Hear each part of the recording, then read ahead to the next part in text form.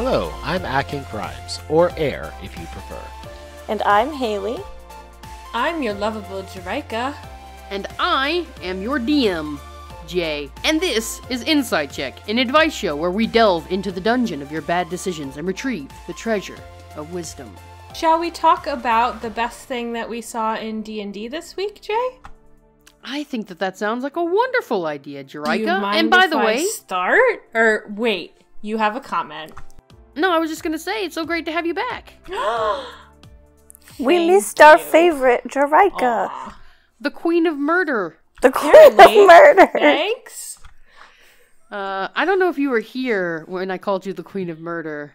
I definitely wasn't, and that was probably a good decision on your part. Did you see when I called you the Queen of Murder in the upload, though? Did you watch our own podcast? Well, I didn't watch it. Oh my goodness. But Pedantry. I listened to it. Pedantry, I say. That's reserved for Air. Only Air can be pedantic. Right, so let's begin the part of the show that I like to call Dungeon Crawl. So, I started watching the first episode of This Dragon Life, which is streamed Sundays at 1 p.m., I assume, PST, and it is DM'd by Todd Kenrick and some lovely ladies. It is Megan, Taylor, Amy, and Danielle, and they play probably the most eclectic party that I've seen: a half-elf warlock, a frost giant barbarian, a fallen Valkyrie paladin, a tiefling barbarian, and it is, again, it's 4 ladies, and I am really enjoying it. The first 4.5 minutes of the first episode had no sound, but past that, it seems really, really great and interesting, and I hope it's going to continue this way. They're all very lively and exciting, and it's really scratching that Thor Ragnarok itch that I have. So I saw that movie, and this Dragon Life has an Asgardian overtone, as you can tell by the fallen Valkyrie. I guess that's a race. Yeah, it sounds like a blast. I'll have to check it out. And they all sit down together, which I really enjoy. You know, there's streams where everyone's in the same room, and there's streams that are people sitting separately and sharing their screens with each other. And I tend to like slightly better the ones where they're sitting in the same room. I can agree with that. Dungeons & Dragons is a very social game, and it can be fun to engage with people directly, but there's nothing wrong with an online game. It's just always got that very special flavor when you can be in the same room with each other. It's true. Air, what have you watched this week that you'd like to share with us? So for those who might be part of the Critter community, the Critical Role fandom, you might be well aware of Matt Koval, who's a good friend of a lot of people on the show. He is himself an long-lived DM. Long-lived is correct. Long-lived. I don't want to necessarily associate aging with necessarily increasing crotchetism. Wow. Crotchetism. Becoming more crotchety. He is a very passionate individual. But he initially started up his YouTube channel with a series called Running the Game, which was all about how to DM Dungeons & Dragons, specifically in 5e, because 5e was the most up-to-date version of the system that was out at the time. And he just walks you through the basics of DMing, because he wants to increase the amount of DMs out there in the world and demystify the entire process, because I think a lot of people love to play, but they're afraid to DM because it's a lot more responsibility, I suppose. It's a lot more Well, work, it just looks scary from the outside.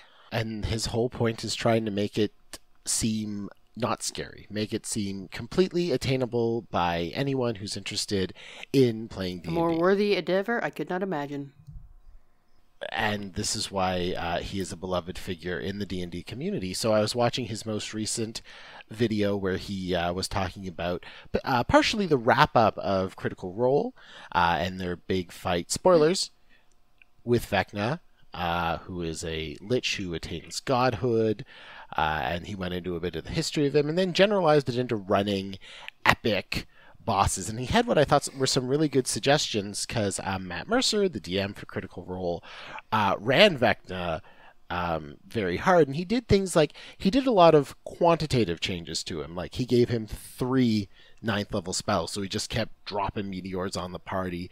But he didn't stray too far outside of the mechanics, and Koval had a lot of really great and interesting suggestions around ways that you could change things, giving a big bad evil guy, to use the classic kind of D&D nomenclature, abilities that are outside of the scope of the book. All right, so we don't want to spoil the whole thing, but give us one example of one of the things that he suggests. Yeah, so he had suggested things like he casts a spell immediately on the first round of combat. You 2 players swap your character sheets. Now you're playing each other's characters. You've been mind swapped. Oh. So you haven't lost anything. You haven't lost any resources, but now you have to play a character that you aren't familiar with, and you're going to be like, oh, right, you always do that thing where you you're supposed to cast that spell, and then you do more damage, and like he had really interesting suggestions like that. So nothing mechanical per se, but it really reinforces just the scope of this creature, that it has the power to completely F with your chi. So I thought that was really great. It's the most recent video on his channel. Just YouTube Matt Koval, and you will find him. And he is a very engaging man with lovely flowing locks, and he's a joy to listen to. That sounds very awesome. And also, like, it would be a really good resource for all those DMs who write in asking, that we see questions on Reddit asking things like, my players say things are too easy. Try some cool, what's the movie, Freaky Friday stuff on your characters. I want to hear how that goes. My mind is alight with possibilities. Oh, shit. What have you done? Along these evil axes. I will need to check this out because, as I think I've mentioned in the past, I have never DM'd. These lovely people adopted me and taught me how to play Dungeons and Dragons. Filled out the paperwork and everything. So, yeah, exactly. They made a donation, and now I am theirs. Anyway, Haley was like the 4th tier on the Kickstarter. Like you put in that amount of money and free Haley with purchase. Free Haley with purchase. Now they get to listen to me all the time. Anyway, I have been toying with the idea that it might be interesting to try DMing sometime. Whoa! This is the first I've heard of this. I know, it's a secret. Don't tell anyone on our podcast on iTunes. Right. It's between you, me, and the 40 people who listen to the show. No, but actually it was after we had our conversation last week about things you could do for Christmas, like related games. I was like, this is kind of cute. And then I was like, I have no idea where to start, so maybe I'll start with Matt Koval. Yeah, maybe let me know. We could take a week off during Christmas and see what a Haley adventure feels like. It'll be bizarre and full of joy. Speaking of an adventure with Haley, I believe that you had something you wanted to mention in this week's Dungeon Crawl as well. Is that correct? So I didn't actually really get much time to watch anything D&D related, mostly because I have been excitedly packing for PAX Unplugged and frantically finishing a cosplay. But that's what I want to mention, is that a few of us are going to be there, and I am very, very excited for this. We'll get to see, hopefully play some of my first Dungeons & Dragons in person, because I've only ever played online, so I'm hoping to do that. And try out some cool board games and things as well, outside of the normal Dungeons & Dragons realm. And you can look forward to seeing that cosplay, as well as other pictures from the convention, shared on the @InsideCheckPod Twitter account. Woo-hoo. So follow it. Or else. Well, no, not or else. There was nowhere else there. All right. Honestly, I feel like that was a very solid dungeon crawl. I don't think that we need any more for that dungeon crawl. I think we can move on from there. We've got some people to help. We're going to keep this one a little bit shorter, folks, because we have to have 2 of these episodes done so that we don't miss Turkey Week with our families. As such, we're going to go ahead and move on from dungeon crawls straight to the questions. As you know, you've come to us seeking wisdom, and that is what we aim to deliver with today's first question. So this question is from Jazz Salad. Any idea for consequences for a group of players who end up murdering or attempting to murder literally every NPC they meet Any help is much appreciated. Still semi-new to this, have only been playing for about 8 months. Oh, goodness. I think it was Air who said it best. We always begin with murder hobos. I mean, I don't know what it says, how it speaks to the human condition that when we open up a realm of endless possibility where magic is a cornerstone of daily existence, the first thing everyone wants to do is murder people. I was going to ask if this was a common occurrence because the desire to do this has never occurred to me. So maybe I am out of the ordinary with Dungeons and Dragons players. Well, you're also not a teenage boy, which does make you an anomaly in the D&D world. Just kidding. It's very, very open. Hopefully less and less. Yeah, so. it's much better now than it was when I played as a youngman. I'm sorry, that sounded like a role in like British Royal Society. A young man. Oh yes, the new young. Yes, I was a youngman once. Young D&D players tend to gravitate towards this trope more than others. The murder hobo. You see a village, you think, how can I burn that down, steal all the gold, and walk away scot-free with no consequences? It's a very liberating and opening feeling that sort of comes with the first time you're playing D&D and you think, can I do anything? Really?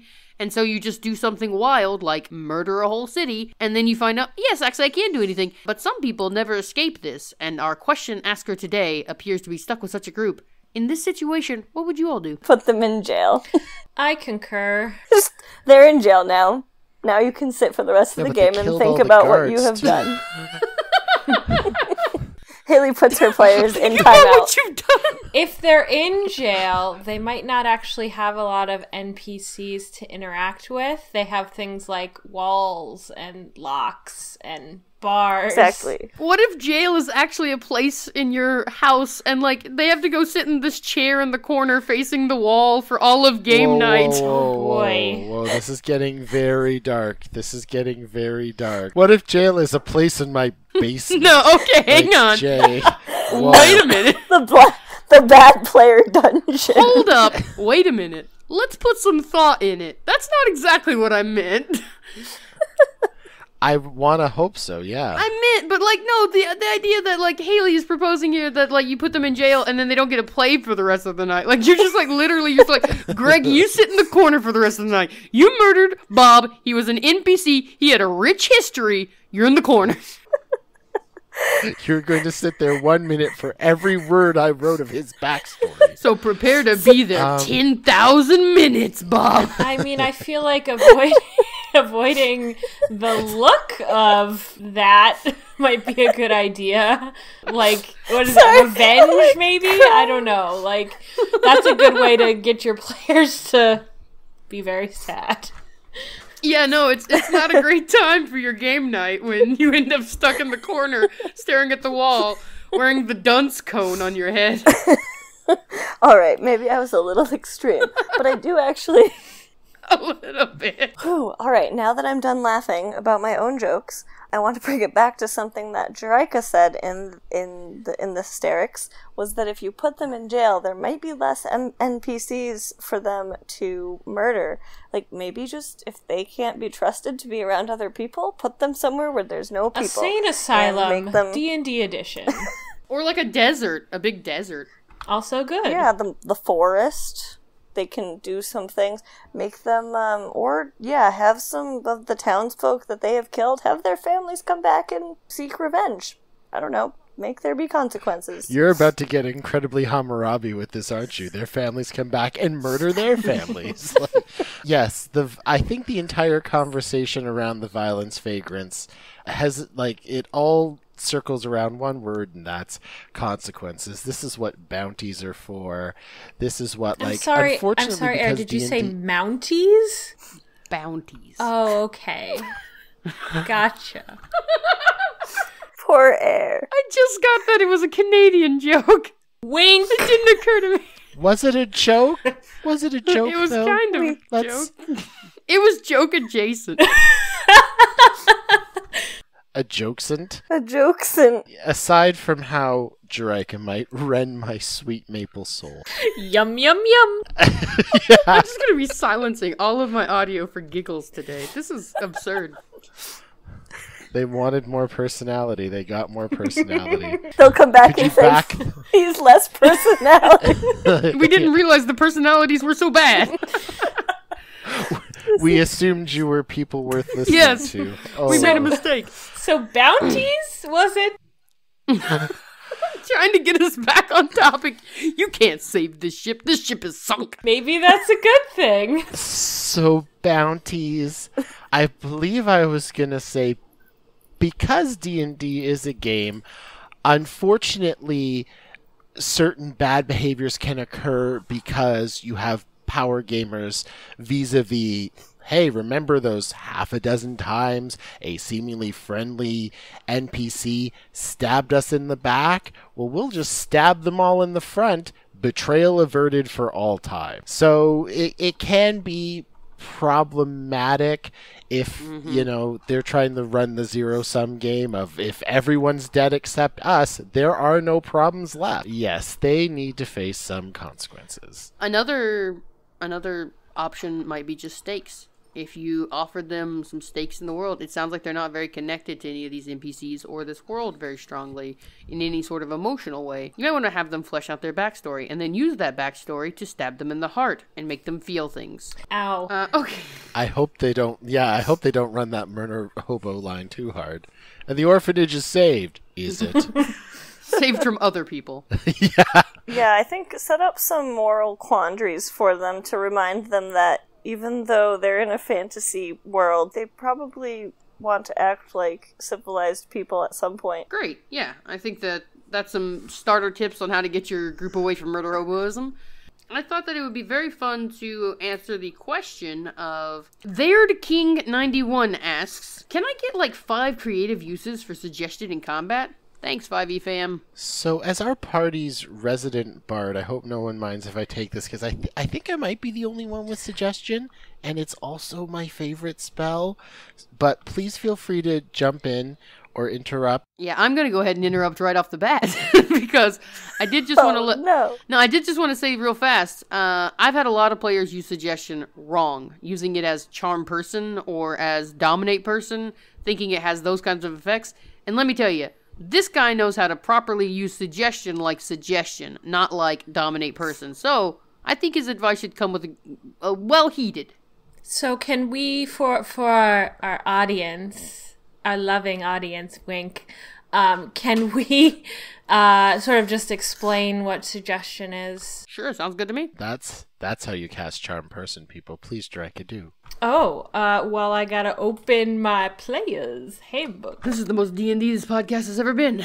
A long, awkward pause to open a book. Flip, flip, flip. So you suggest a course of activity and magically influence a creature you can see within range that can hear and understand. The suggestion must be worded in such a manner as to make the course of action sound reasonable. I think those are probably the most important parts.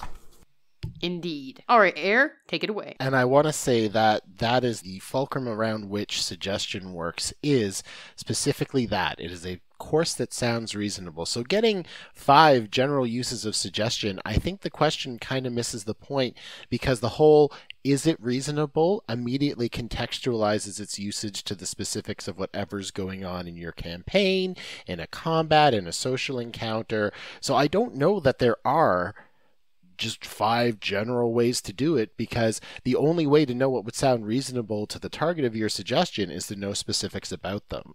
So I can certainly give you some examples perhaps from our campaign, things we've talked about before and things that have happened recently, but it's really hard to say, oh, suggest the goblin stabs his friend, because why would he possibly do that? My revelation with suggestion was kind of that it doesn't shut down your ability to logic and reason out thing. It doesn't shut down your bullshit detector. What it does is it just makes the person saying it sound like they're just spitting out great ideas. Really, really persuasive, so long as what they're saying makes sense. And the other important thing is that it can be a lie. All it has to do is sound reasonable. It does not have to be true. So one of the things we've talked about before is we were fighting an aboleth. It was in a pond of scummy water. It kind of creates this underwater miasma that is no good to be in, and it can drag you underwater, have all your melee be at disadvantage because you're attacking underwater. It can try to drown you, and you're making con saves after a while, and all kinds of nasty stuff. So Haley, who is our cleric, had the great idea of casting Water Walk on us and it, and then we noticed that, of course, it said willing creatures only. So I cast Suggestion first to say, hey, we're no match for you. This was a sickly aboleth with an ego the size of the all outdoors. So we said, listen, we're no match for you. Let our cleric help you by casting a spell on you. Failed the whiz save, did the suggestion, Haley water walked all of us, and then we could just deal with it on a land-based battlefield. I think in general, yeah, I think what you kind of touched on there just briefly was think about, like, character motivation. What would motivate your character? What might be motivating the people that you're trying to cast suggestion on? And what would play into that a little bit? So, are you trying to, if it was an encounter, maybe not necessarily in a battle, but, like, you're trying to get someone to do something for you, like, I would say just think about, like, if you were going to try to be as persuasive as possible about what you actually want someone to do, how would you word that? Don't think about it necessarily as, like, a magic way to automatically get you what you want. It's just, like, an added bonus to convincing someone to do something. Yeah, I think suggestion is best when used logically. Anybody else got a good suggestion? So suggestion, I just want to meet a masochist NPC because suggestion says that they wouldn't willfully harm themselves. But I'm like, but what would happen if? Oh, now you're getting into some. Now what you need is detect thoughts, so you can detect their kink, and then use suggestion appropriately. Okay, and that's where we're going to rein that way in. I am getting the internet version of the big hook, and I'm just wrapping around Jay and pulling him off stage. Come on back. Listen, are goblins in the vor? I'm just backing up the truck. Jay. Okay. Bad Jay. Someone spray him in the face with an atomizer. Edit this part out. I don't want this. Level 10 party with 15k platinum. How about that one? Money, money, money, money. Money. You have too much money. Lord of Time asks, level 10 party with around 15k platinum and a ton of gold, gems, etc. We all have humble country roots, and nobody is affixed to amassing power and wealth. We just got to the big city and have started figuring out what to do with our wealth. 1. Where do we store it? Our bag of holding is maxed out and everybody's carry capacity is nearly full. 2. What do we buy with all that $$, $$, question mark? That's some serious $. That is a lot of dollars. I would love for just a small fraction of those dollars. I don't think in my game that the party has any wealth so far. We don't have any wealth at all. I just want to write down a spell in my spell book, and I can't because I have no gold. I'm just carrying around a scroll. Okay, so 15k platinum. Here's what happened in my game when I gave out an absurd amount of wealth. So, when I first became a DM for 5th edition, I didn't really know the changes to the system yet. I had been a DM in 3.5 edition, and I had been a DM very briefly in Pathfinder and in 4th edition. So what I've found since then is the big difference isn't necessarily in the mechanics of the game, it's kind of in the presumption of the system, which is that money and gold and magic items are all kind of rarer in 5th edition, more rare, rarer, more rare. Yeah, that they're all kind of more rare in 5th edition, and if you allow people to get too much of any of these things, the whole system starts to show its cracks. So my first party in 5th edition had way too many magical items, way too much gold, and way too much way to use it.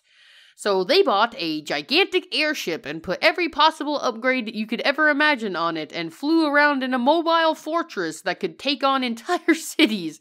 And it was bad. It was hard to DM for. I think that having an airship would be awesome. I think that one of the things that jumped out to me in this question was that there was the comment made that they all have kind of the humble backgrounds to their characters, but even someone with a very humble background who doesn't necessarily want to be wealthy for the sake of being wealthy probably has something that they'd like to do. Like, do any of your characters have a family that you had to leave behind when you went off adventuring? Like, spend some money taking care of those people. Help out some local townsfolk. Put some needy peasants in front of your characters and see if they want to donate some money to them. I think this kind of relates to the my party kills all the NPCs ever, so what should I do about it question. I think if you hook the PCs, get them to tell you more about themselves, and then figure out what they want, what they desire. And then hurt them with it. I wasn't suggesting that, and I'm kind of terrified. But cool. I think that just like the commodity of your work killing someone, the commodity of money can be tapped in D&D to sort of create connections and tell you where the priorities are in your character that you're DMing for. We could throw this back to our first podcast. Maybe you could hire some orphans to take notes for you. Don't actually do this. Only real Insight Check fans will remember.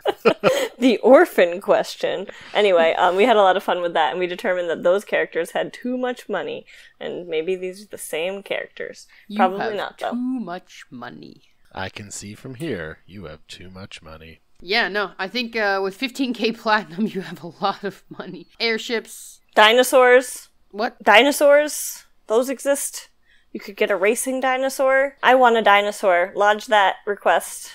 I filed it away. I think a rust monster was also suggested last time. Well, that's true. We did suggest that. A rust monster might be the answer to the DM, but not to the player. Every time someone says airships, I think they're asking for like relationship advice. Mm-hmm. Who does airship? J and numbers. J and numbers. It's true. Those saucy fractals. Whoa. I thought you would be more of a parabola person. I thought you liked the curves. The oscillations. Should we do mysterious egg hatching and call this one wrapped? Yeah. Yeah. Okay, so the last question today is from Rune Paradox. It's called Mysterious Egg Hatching. So, I want to give my players an egg that they find in the lair of a necromancer. The egg will be dark black with sharp spikes on it. What I need help with is finding a suitable critter to hatch from the egg. I would like it to be something semi-intelligent and able to fight, as it will either ally with the players or attack them, depending on how well they treated the egg. Any advice? Baby black dragon, hands down. Oh, yeah. I mean, it's can I just say, like, I think every other DM would have come at this from the other side of, man, I really want a baby black dragon. I wonder what their eggs would look like. But this person was egg first. Like, chicken and the egg thing, they were like, egg, no question. Eggs. I think it's great. It's like the D&D version of the, like, taking care of your flower baby in high school or whatever. I don't know. Sorry, maybe we don't have this in Canada. What? We actually had an actual egg. You had to, like, carry around an egg for the entire day and, like, not break it to, like, teach you that having children was a responsibility that you are not ready for as a high schooler. This sounded like some hippie crap when you said flower baby. I was like, what curriculum do they teach down there? It's my flower Some hippie child. crap. You sure know how Some to hippie- stick it to those beatniks, Air. Yeah, take that, viewers whose youth was spent in the 70s, 60s. Yeah, I think that this is a very common DM problem where we create a solution before we have actually figured out what the problem is. Like, we create the ending before we figured out what the beginning point was. We will give you a magical ring, and then you'll cast Identify on it, and then we will be quickly rolling a random treasure generator to try and figure out what the magical ring is. It's a common thing. Listen, what should come out of the egg should be something that is thematically appropriate to your game. But if you want a more fun answer, then what should come out of your egg is some sort of like large snake-like creature that's gonna be serpentine and hideous, because it's gonna immediately bias your characters against keeping it and treating it well. That way you make them feel really guilty when this thing starts like trying to befriend you as you murder it or something like that. I think it's gotta have big, emotive eyes, either way. It's gotta be those cute, it's gotta be those cute Star Wars things that everyone's losing their minds about. Yeah, the porgs. Yeah, sure. I'm trying to think of any, like, classic necromancer assistive monsters. Like, any monster that a necromancer would want. Anything something like full of life, though, I feel like you could, I think a dragon egg is the best one. I think you took the best one right off the top. Well, okay, Oh, so I there's like- some history. There's some history with this black dragon stuff. In my long campaign, the cleric rescued a black dragon egg, like, right at the beginning of the campaign, and had it with him in a Bjorn for, like, a year and a half. And it did finally hatch, and then there was tension. But Tova did come to at least listen to the cleric. That's pretty wonderful. Yeah, it was cute. Ooh, what if it could be like a bullet? A bullet is a large creature with basically a beak face and super tough hide all over its body. It looks like a turtle without the shell, but imagine like a turtle without the shell, but all of its body is shell. Like, it's just very hard, tough hide all over it. Is it a charismatic megafauna, though? Like, you need to be able to raise money to protect these things. They have to be that cute. I don't know why it has to be that cute. I just feel like, again, it's like in order to, like, trigger those maternal and or paternal instincts in your PCs, it has to be real cute. Charismatic megafauna is my EDM band name. I listen to too many podcasts. That's my problem. So I think that's going to wrap us up for this time on Insight Check. Boop, boop, boop, boop. Thank you for joining us for another episode of Insight Check. And we just wanted to wrap up today by saying a quick thank you, a heartfelt thank you, though, to everyone who has listened to our episodes so far and given us some great feedback, and we hope you continue to listen and be entertained. Also, thank you to Vinswept for our lovely tunes, Never Stand Alone. You should check them out on the YouTubes. And to Amy T. Falcone for our fantastic artwork. If you have been enjoying this podcast, please take just a brief moment to give us a review on iTunes, and we would greatly appreciate that. You can find us at Insight Check Pod on Twitter, and you can find us on iTunes at Inside Check. Answering your cues from our collective A's. This Was Insight Check.